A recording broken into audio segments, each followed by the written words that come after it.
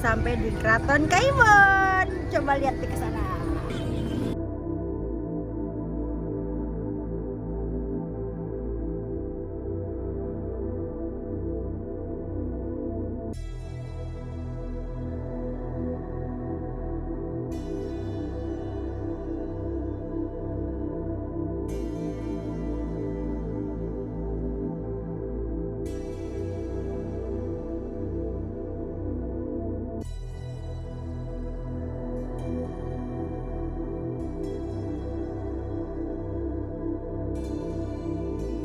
Jangan lupa ditemenin sama tour guide yang benar-benar ngerti tentang sejarahnya.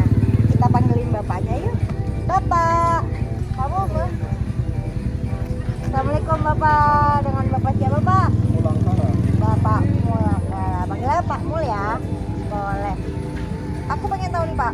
Ini Keraton Kaibon ini berdiri dari tahun berapa Pak? Sekitar akhir abad ke-18. Abad ke-18. Akhir abad ke-18. Oh, akhir 18. Nah ini tempat apa sih nih Pak Keraton Kaibon ini? Ya, Kaibon itu sendiri berasal dari kata Kaibuan. Kaibuan. Kaibuan itu keraton ini khusus dipersembahkan untuk kediaman Ibu Sultan Banten yang bernama Ratu Aisyah. Oh, dikhususkan untuk kediamannya Ibu Sultan. Oh, emang dikhususkan ya. Makanya namanya tadinya Kaibon, dari Kaibuan. Oke, Pak, aku mau lihat ke dalam, boleh nih Pak? Dianterin sama Bapak. Pak, lewat mana? Oh, buat ini dulu kan ya? Tapi di sini terjadi masa transisi.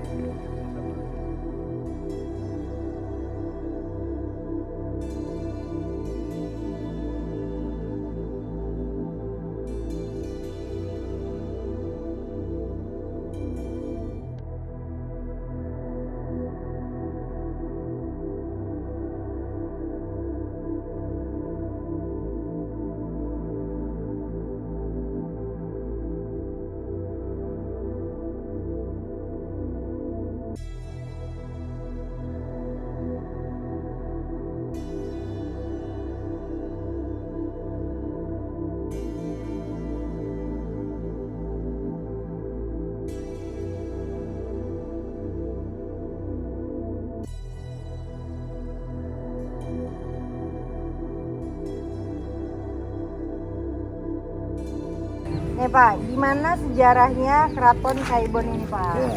Jadi Keraton Kaibon ini kan tadi sudah dijelaskan di atas untuk kediaman Ibu Sultan yang tercatat dalam sejarah itu Ratu Aisyah. Beliau ini adalah ibunda daripada Sultan terakhir di Kesultanan Banten yaitu Sultan Muhammad Syafiuddin. Oh.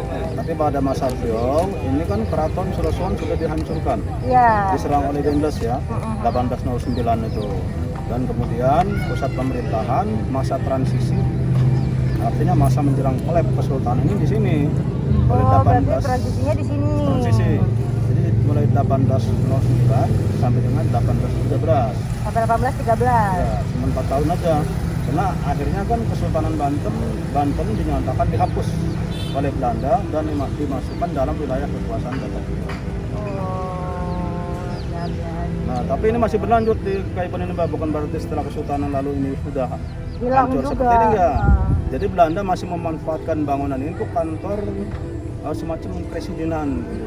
Oh, ini dijadiin kantor Ya, Belanda. Presidenan Belanda mulai tahun 1816 sampai 1828 ya. Oh, lama juga ya Pak ya? Lumayan 11 tahunan, 11 12 tahunan ya. Setelah itu kan untuk memecah kesatuan Banten ini jadi dibagi 3 wilayah Banten ini dulu itu. Apa aja tuh Pak? Ada Banten Lor, Banten Lor, Tengah, ada Banten Kidul. Oh, Banten Tengah dan Banten Kidul. Jadi yang menjelma menjadi kota-kota sekarang ini ada Serang, ada Pandeglang, ada Lebak. Oh iya betul. Nah, karena Kaibon ini kan sampai 1828 saja, pada tahun 1828 pusat pemerintahan dipindahkan ke Serang, kantor presiden yang baru. Dan kemudian di kota Serang pun ada kantor Bupati Serang juga. Sampai sekarang masih berfungsi sebagai kantor bupati. Oke, kita memasuki ini pintu gerbang Bentar ya. Ini adalah pintu pertama. Nah, kalau kita lihat ini pintu ini perpaduan gaya arsitektur Jawa Bali. Wih, Jawa Bali. Jadi masih mengadopsi kebudayaan masa sebelum Islam, yaitu Hindu. Nah ini kalau kita hitung, pintu ini ada 5 buah pintu, ini melambangkan rukun Islam. Oh, ada 5 pintu di 5 sini pintu. melambangkan rukun Islam. Nah, pintu utama yang ini, yang kedua. Nah ini yang kedua, ini pintu utama ya. Oh, pintu utamanya sebelah situ. Yang kedua dari sini.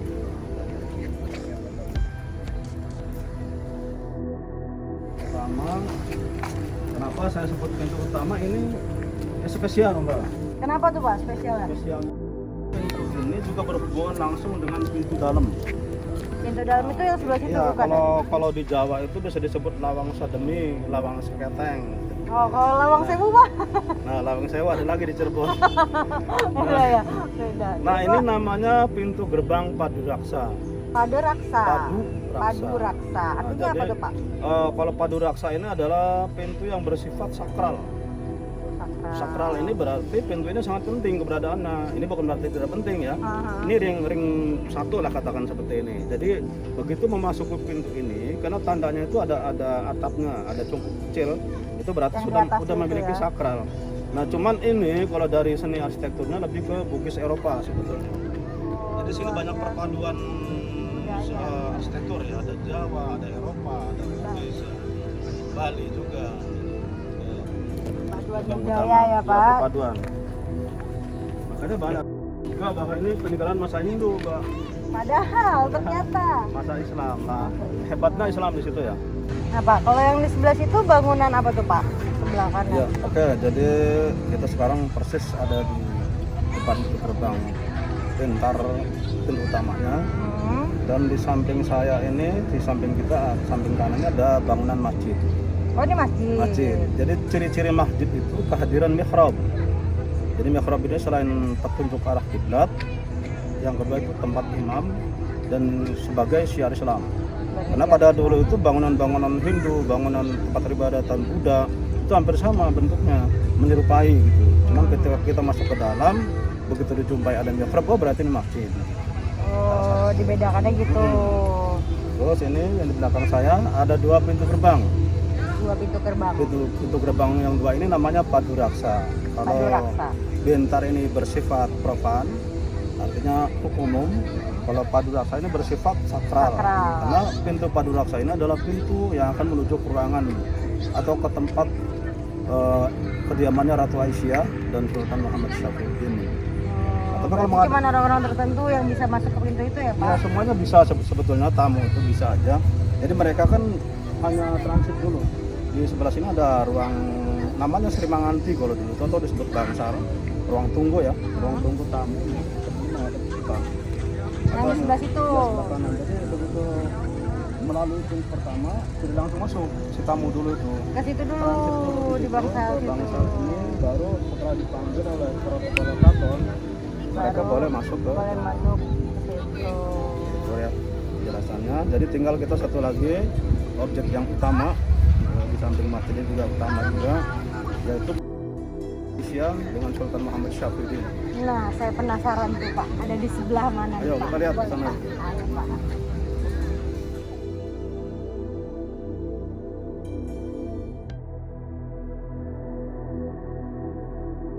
Kalau kita lihat di sini, ini ada struktur bangunan yang sudah saling mengunci ya kalau dari Oh, ini ya, Pak, ya? ini. Nah makanya ada salah satu penulis Belanda yang menulis bahwa keraton ini dibangun tahun 1815. Padahal Kemungkinan karena setelah 1816 ini ada pergantian pusat pemerintahan di Banten ini setelah kesultanan itu menuju ke presidenan atau kadipaten Banten waktu itu. Jadi Belanda menambah bangunan. Menambah bangunan dan ini kita lihat ini dari sini. Ini tidak ada saling mengunci. iya. Ini kejanggalan ditemukan di sini yang kepisah pertama gitu ya. dan juga itu yang seolah-olah kayak mimbar ini tidak Oh, ada ini. awalnya. Ini menumpang di bangunan bagian atasnya dan juga pintu yang sebelah sana yang bergaya Eropa itu ini terpotong oleh bangunan baru ini. Jadi aksesnya seolah-olah tidak leluasa. Iya, benar. Ini bangunan kemungkinan abad 1815 Makanya ada penulis Belanda yang menulis tahun sekian itu tidak bisa disalahkan, mungkin ketika itu sedang membangun ya, betul. atau membuat bangunan tambahan. Jadi secara keseluruhan keraton ini dibongkar oleh Belanda itu tahun 1832. 1832 itu bersamaan dengan dibuangnya Sultan Muhammad Syafiuddin, sultan terakhir di Banten ini, ke Surabaya oleh Belanda. Di Batu Putih ya, sampai wafat di sana pada tahun 1879. Batu Putih. Kayak kita ke perang zaman Asia ya. Boleh, Pak. Nah ini runtuhnya pas saat apa sih? Dibongkar. Jadi begini ceritanya, ada sedikit sejarahnya juga. Jadi pada tahun 1832 setelah kesultanan dihapus oleh Belanda dengan diganti dengan pemerintahan kolonial di Serang itu, jadi sultan ini diperlakukan seperti tahanan kota Syafiuddin ini. Nah, ditempatkan di Serang karena Belanda sudah membuat kota baru Serang itu. Ya, betul. Nah, kemudian pada saat itu juga sering terjadi perompakan di laut kapal-kapal Belanda yang masuk ke pelabuhan Karanghantu. Nah, Belanda ini mencurigai bahwa Sultanlah sebagai backup atau dalang dari bajak laut tersebut. Nah, sehingga ada dua target Belanda. Yang pertama harus diruntuhkan. Keraton ini adalah magnet ya. Jadi sebagai kayak dianggap Jumat lah sama orang-orang Banten ini, karena ini dianggap tempat turunan Waliullah kan. Terus yang kedua ini Sultan harus dibuang supaya tidak ada di sini, supaya aman Banten ini. 1832 bersamaan Sultan dibuang ke Surabaya, ini pun diruntuhkan oleh Belanda bangunan ini. Beda kasusnya dengan Sorosoan. Kalau Sorosoan memang diserang, ya, digempur oleh Belanda karena memang pertama awalnya pemicu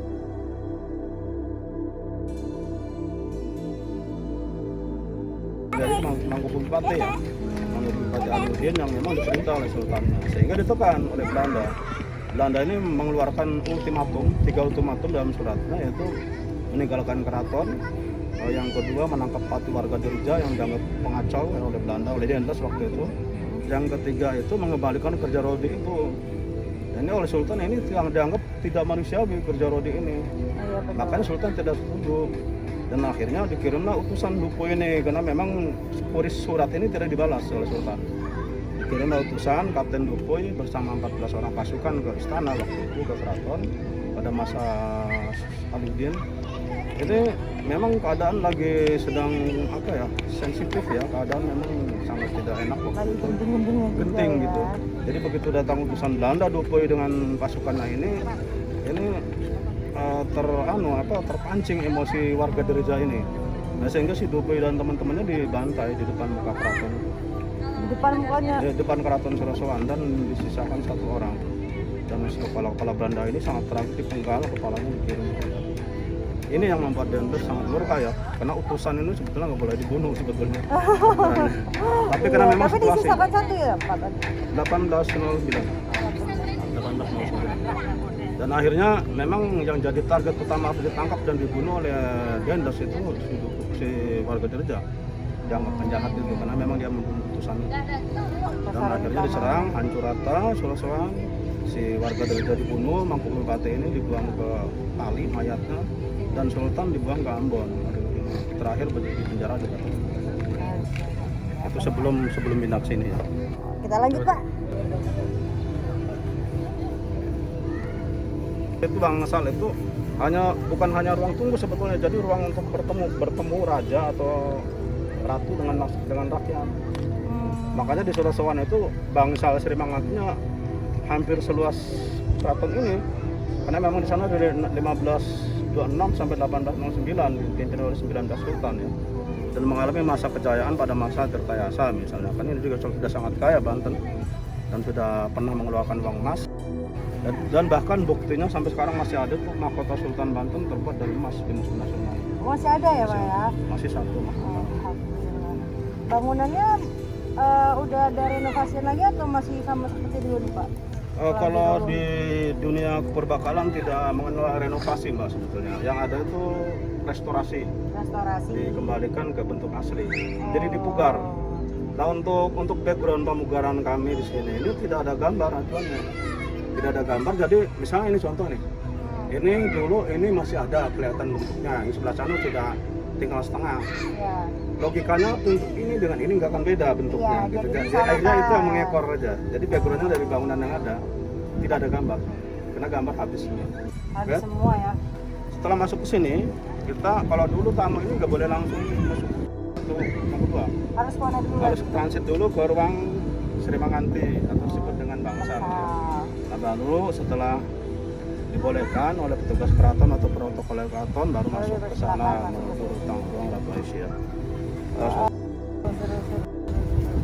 Dan yang paling unik di keraton ini sultannya baru berusia 5 tahun. Waduh, 5 tahun. Jadi Masih makanya kecil. si Safiuddin ini sultan terakhir ini sebetulnya tidak mengendalikan pemerintahan, hanya sebagai ini aja formalitas saja. Karena sebetulnya yang mengendalikan pemerintahan di Gaibon ini ya ibunya Ratu Aisyah itu. Karena masih kecil juga. Iya, masih balita belum 5 tahun. Iya kan. Tetap ibunya yang harus. Ya ibunya lah yang bertindak sebagai PLT. Oke, sampai sini baru kita menuju ke ruang Ratu Aisyah ini ya. Yang ruang inti keraton sebetulnya tidak terlalu luas, hanya ini. Nanti kita masuk lewat sebelah sana, kita lihat ada beberapa bangunan yang unik ya kalau untuk sekarang. Ada kolam di ruang keraton ini. Jadi yang fungsinya sebagai pendingin ruangan. Pendingin ruangan. Pendingin ruangan itu dari air, di atasnya ada lantai papan yang berperangkat baru kayu. Kita lihat ya seperti apa tuh. Ini ternyata.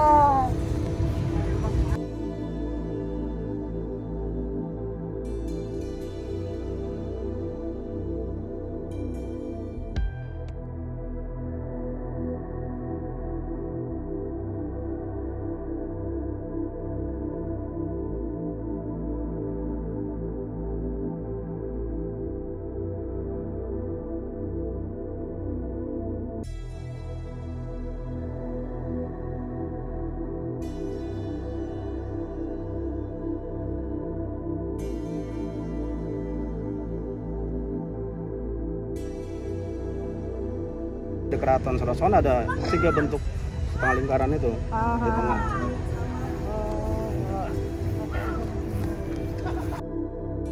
Ini dikelilingi oleh kanal Sungai Buatan ya. Sungai Buatan ini jadi karena Banten ini kan kota maritim. Jadi Sungai Buatan atau kanal ini fungsinya sebagai jalur transportasi air yang kedua untuk pertahanan. Jadi ini langsung hubungan ke laut dulu. Itu yang jalan raya itu kan baru 1820-an lah sekitar dibuat oleh Belanda itu. Jadi dulu langsung tembus ke sana, dan yang tempat parkir tadi itu sebetulnya kanal yang tembus langsung ke Kali Cibanten dan langsung ke laut. Oh, lautnya ke laut mana tuh Pak? Laut Utara, Laut Karanganyar ini. Selat Sunda ya. Ini Laut Utara ya. Jadi karena keberadaan laut juga dulu sebetulnya kurang lebih setengah kilometer aja dari keraton ini. Nggak jauh ya. Kemudian pendangkalan. Jadi memang dikelilingi. Pendangkalan akhirnya sekarang ada 1 pulau. Ya contoh benteng Belanda Speluk misalnya ketika dibangun pada tahun 1685 itu persis di tepi pantai.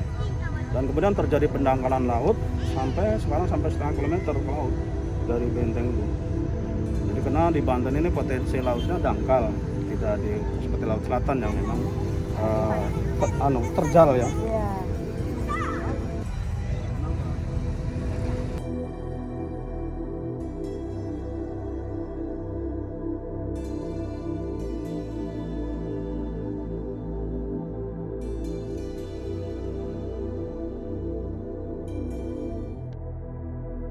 Mes ya, mesnya para abdi, para pegawai keraton. Oh, jadi ini mesnya lah ya. Mungkin yang itu tempat ruang tamu atau bangsalnya sebelah sana ini adalah mes untuk kediaman. Atau juga bisa aja untuk ruang pertemuan. Tapi terbatas dengan tembok atau memang ada jalurnya? Tidak, cuma sekat-sekat aja. Oh, cuma sekat-sekat aja. Karena supaya mudah pelayanan kan. Oh iya. Jadi di tempat pegawai di sana ada tamu kan. Bisa langsung ke sana. Ya. Oke. Mana lagi nih kita Pak? Oke, kita melihat Sultan Safiuddin sampai tahun 1816 ya. Karena setelah itu diganti oleh pemerintahan baru oleh Belanda yang disebut dengan pemerintahan Kadipaten Banten Lor yang dipimpin oleh Arya Disantika sampai dengan tahun 1828. Jadi nama bupatinya itu Arya Disantika atau disebut dengan Pangeran Muzakar ya. Oh, Pangeran Muzakar. Arya Disantika lebih populernya itu nama ningratnya ya. Ya. Sebetulnya harusnya ini masuk dari sana ya, karena sebetulnya sebelah sana Pintu utara. utamanya. Iya, cuma kena akses kita susah sekarang. Kan dari utara. Karena keraton itu sebetulnya identik ke utara. Jadi dia ke Keraton-keraton, utara, iya. kenapa tuh Pak? Itu ada ininya, ada tujuannya. Jadi utara itu laut. Laut itu adalah dianggap sumber kehidupan. Oh, Seperti Cirebon, seperti Jogja juga ke utara kan. iya betul. Masa-masa kesultanan, masa-masa kerajaan Islam itu kita temukan hampir semua keraton di Jawa ini menghadap ke utara, menghadap ke laut. Laut. Dan tidak jauh dari laut karena memang potensi pantai ketika itu sangat dominan sebagai jalur transportasi, sebagai untuk hubungan politik internasional ya, dan juga untuk perdagangan. Iya betul. Ya, jadi ada justru salah satu alasan kenapa Sunan Gunung Jati begitu menguasai Banten 1525, kemudian setahun di Banten Girang. Banten Girang itu 13 km dari sini. Itu dipindahkan pusat pemerintahan ke Banten Lama ini, ya karena alasannya itu politik, ekonomi, yang ketiga itu mistis religius. Mistis religius ini dalam babat Cirebon saya temukan bahwa suatu pemerintahan yang sudah ditaklukkan oleh dinasti lain, jadi harus dipindahkan pusat pemerintahnya karena dianggap tidak memiliki kekuatan magis. Oh, Contoh misalnya dari Demak, Mataram Islam ke Surakarta, Yogyakarta selalu berpindah. iya. Oh, gila bapaknya keren banget, sejarahnya mantap. Ini ya, ini adalah kalau ini sebetulnya kita masuk melalui dapur ini ya sebetulnya. Oh, ini dapur. Ya, ini dapurnya ini. Mau masak Pak. Ini dapur di sini, ini ada tempat untuk ini apa semacam gudang perbekalan makanan biasanya di sini. Oh, di sini Ini gudang dapur ya. makanannya. Jadi Oh, untuk dapur. indikasinya begini Mbak, dalam suatu area keraton atau area pusat pemerintahan, tempat-tempat utama itu identik dengan temboknya yang lebih tebal Nah, dan bangunan struktur bangunnya lebih tinggi. kenapa tuh Pak? Ya itu Biar- karena untuk yang orang-orang utama seperti keraton ini seperti masjid kan memang itu Baitullah, ini keraton kan tempat orang penting di keraton ini. Ya inilah jadi ketebalan tembok dan ketinggian struktur bangunan ini yang tujuan utama inilah tempat yang dianggap sakral atau penting di area ini. Oke ya. Ini kalau material Duarti, Bata, Kalawan, Kawis. Waduh, apa tuh Pak? Ini bahasa Jawa Cirebon sebetulnya ini.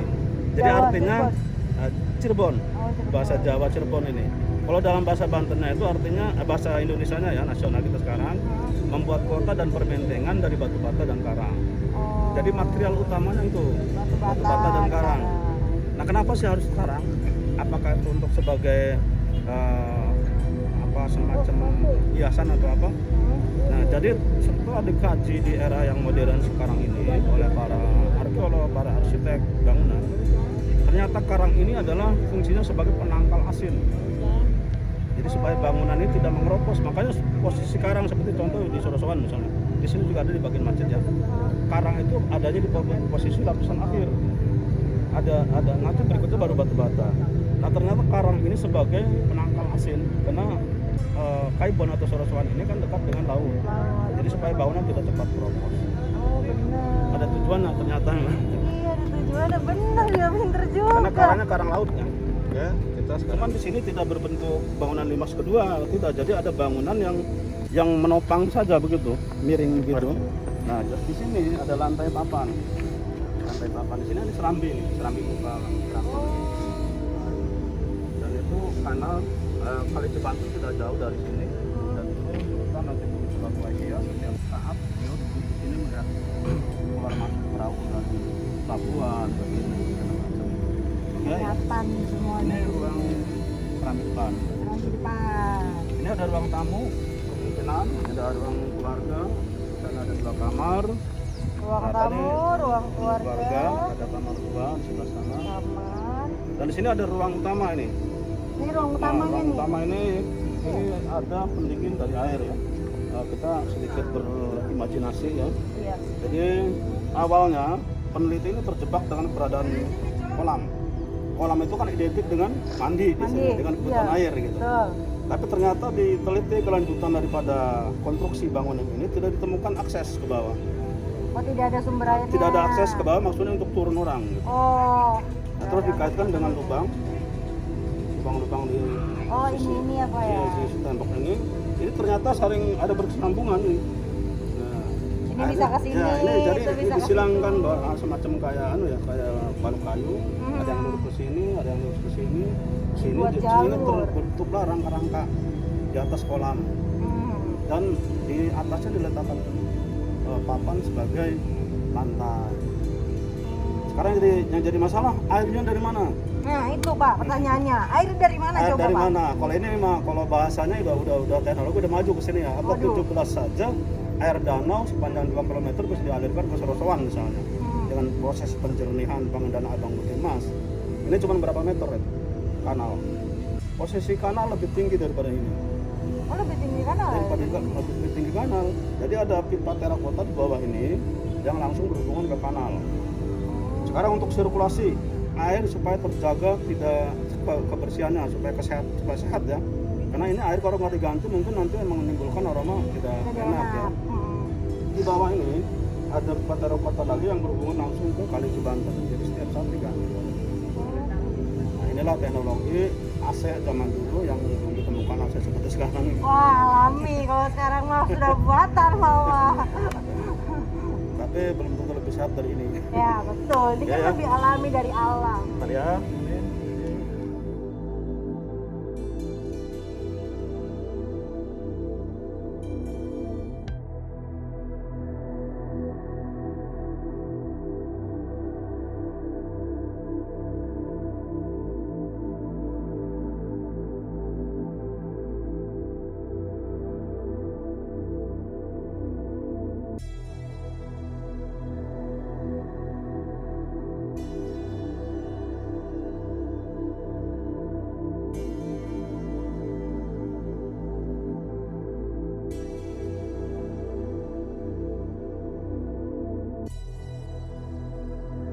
Karena dikuasai Belanda, jadi semuanya diambil dan termasuk benda-benda berharga kesultanan. Diambil juga sama Belanda wah. Sebetulnya kalau bahasanya kapan sih mulai kolek Kesultanan Banten pada pasca Kertajasa. Haji itu sudah Banten sudah dimonopoli dalam segala bidang politik, ekonomi. Nah, Belanda yang menguasai itu dibuktikan dengan dibangunnya benteng Belanda sebagai sana dengan beredarnya uang Eropa, uang VOC. Itu juga suatu bukti bahwa Belanda menguasai politik ekonomi Banten. Dan haji itu hanya bonekanya Belanda. Iya, dimanfaatkan aja ya Pak untuk mendapatkan semua yang punya Indonesia sebenarnya. Karena targetnya kan memang menguasai pelabuhan. Iya. betul. VOC, kenapa menguasai pelabuhan? Ah, gila, sejarah kita tuh aduh keren banget sebenarnya, sayang banget nggak ada foto-foto zaman dulunya yang bisa kita ambil, udah terlalu diambil dengan orang Belanda.